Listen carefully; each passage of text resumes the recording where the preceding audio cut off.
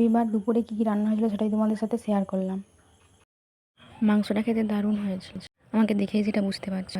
আমি দেখো এখানে সবজি কাটছি আর আমার ছেলে ও ক্যামেরার সামনে নাচানাচি করছে। এরকম একটা ছেলে থাকলে বাড়িতে সারা দিনটা ব্যস্ততায় কেটে যায়। দেখো আমি আলুগুলো ভেজে নিলাম, তারপর আলু আর কুঁদরি ভাজার জন্য কড়াতে তেল দিয়ে দিলাম।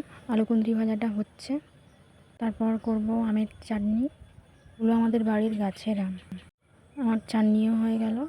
তারপর দেখো বাবা গাছ থেকে হিঁচড়, এটা হলো আমাদের পুকুর। তারপর দেখো আমি এখানে মাংসের জন্য মশলাটা কষছি। আদা রসুন পেঁয়াজ এইগুলো কষানো হয়ে গেছে, মাংস আর আলুটা দিয়ে দিলাম, এটা হতে থাকবে।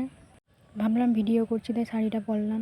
দেখো আমি মাংসটাতে ঢাকা লাগিয়ে অন্যান্য কাজগুলো সারছি।